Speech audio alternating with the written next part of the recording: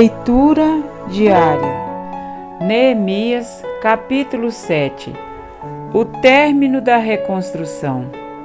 Depois que o muro foi reconstruído e que eu coloquei as portas no lugar, foram nomeados os porteiros, os cantores e os levitas. Para governar Jerusalém, encarreguei o meu irmão Anani e com ele Ananias, comandante da fortaleza, pois Ananias era íntegro e temia a Deus mais do que a maioria dos homens. Eu lhes disse: as portas de Jerusalém não deverão ser abertas enquanto o sol não estiver alto, e antes de deixarem o serviço, os porteiros deverão fechar e travar as portas. Também designei moradores de Jerusalém para sentinelas, alguns em postos no muro, outros em frente das suas casas. A lista dos exilados que retornaram. Ora, a cidade era grande e espaçosa, mas havia poucos moradores, e as casas ainda não tinham sido reconstruídas. Por isso, o meu Deus pôs no meu coração reunir os nobres, os oficiais e todo o povo para registrá-los por famílias. Encontrei o registro genealógico dos que foram os primeiros a voltar. Assim, estava registrado ali: estes são os homens da província que voltaram do exílio, os quais Nabucodonosor, rei da Babilônia, havia levado prisioneiros. Eles voltaram para Jerusalém e para Judá, cada um para a sua própria cidade, em companhia de Zorobabel, Jesua, Neemias, Azarias, Raamias, Naamane, Mardoqueu, Bilsã, Misperete, Bigvai, Neum e Baaná. E esta é a lista e o número dos que retornaram pelos chefes de família e respectivas cidades. Os descendentes de Parós, 2.172, de Cefatias, 372, de Ara, 652, de Paate-Moabe, por meio da linhagem de Jesus e Joabe, 2.818, de Elão, 1.254, de Zato, 845, de Zacai, 760, de Binui, 648, de Bebai, 628, de Asgade, 2.322, de Adonicão, 667, de Bigvai, 2.067, de Adim, 655, de Ater, por meio de Ezequias, 98,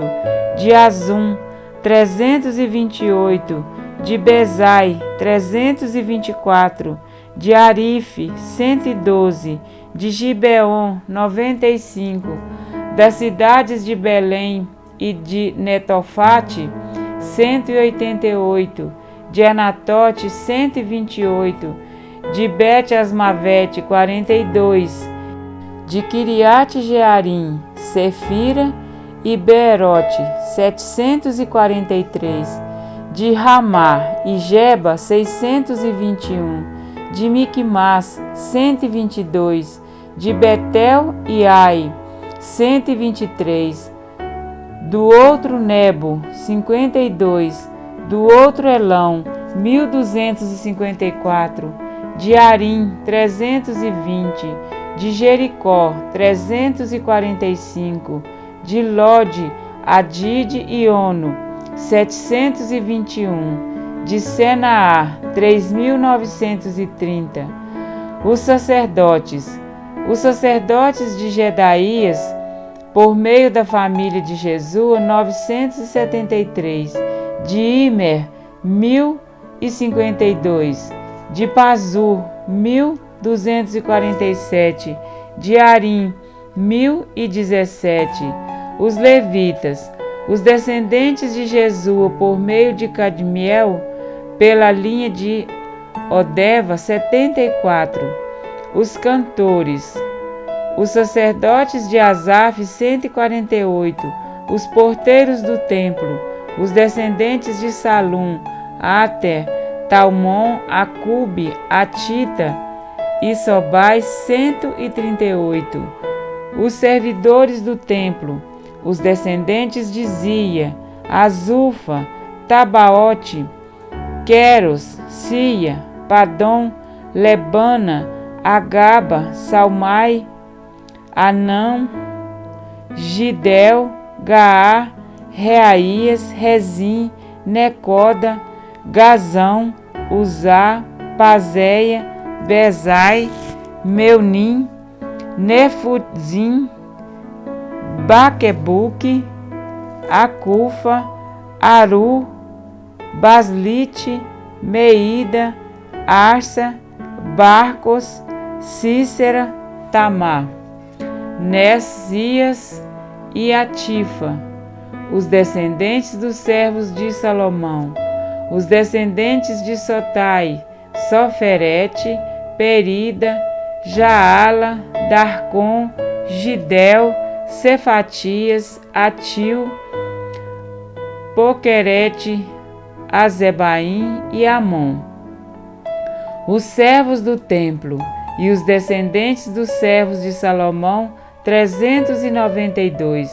Os que chegaram das cidades de Telmelá, Teuarsa, Querube, Adom e Imer, mas não puderam provar que suas famílias eram descendentes de Israel. Os descendentes de Delaías, Tobias e Necoda, 642. E dentre os sacerdotes, os descendentes de Abaías, Acós e Barzilai, homens que se casou com uma filha de Barzilai de Gileade, e que era chamado por aquele nome. Esses procuraram seus registros de família, mas não conseguiram achá-los, e dessa forma foram considerados impuros para o sacerdócio.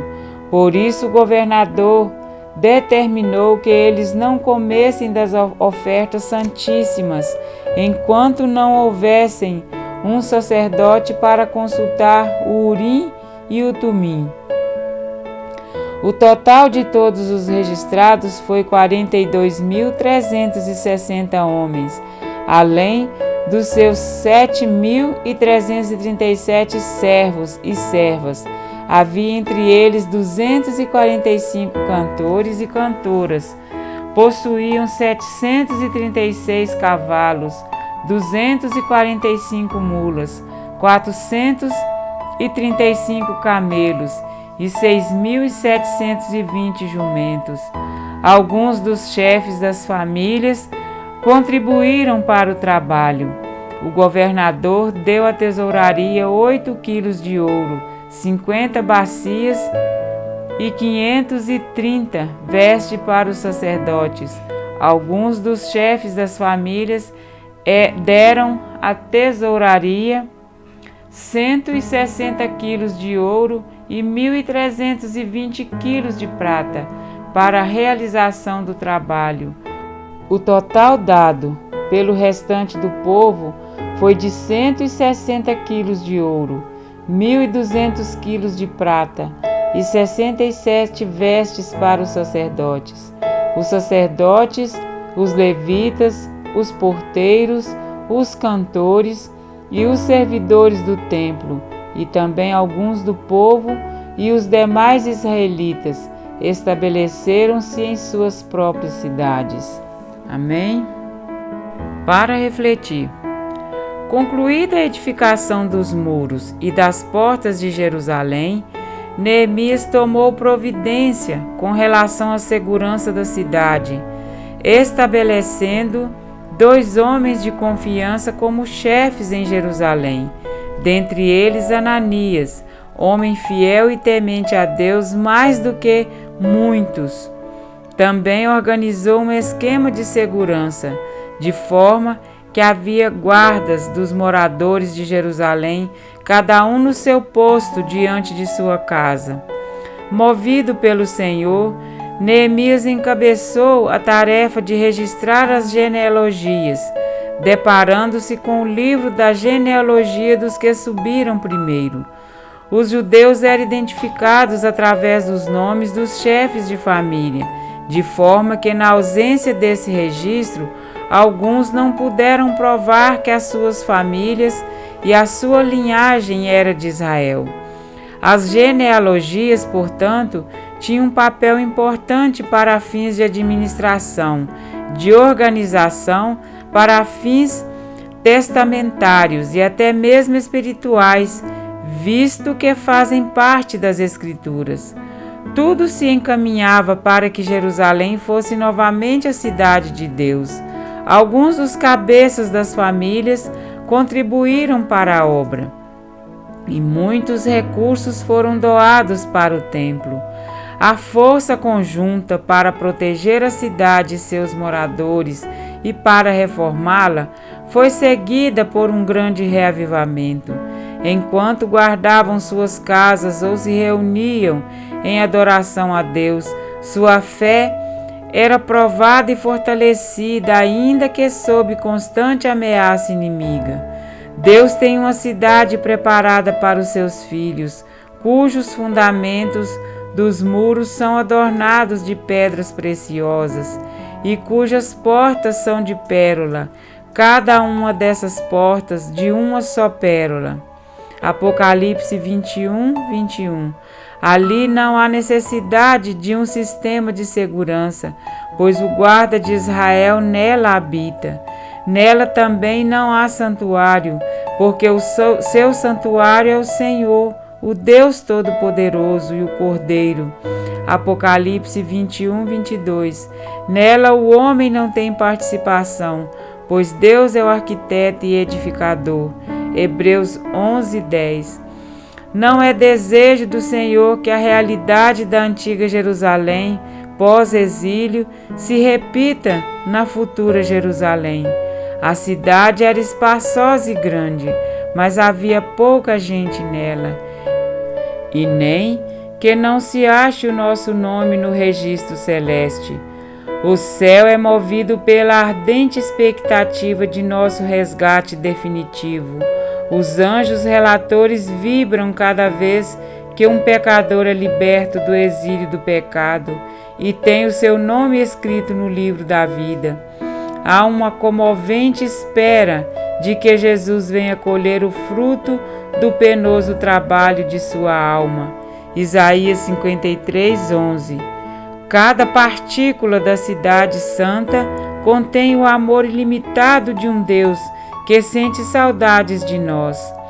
Que enquanto Cristo não vem, o aguardemos em constante vigilância, cada um no seu posto diante de sua casa.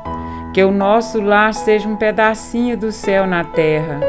Quando a relação dos salvos estiver finalmente concluída, que a nosso respeito esteja escrito: Filhos de Deus, salvos pela graça de Cristo Jesus.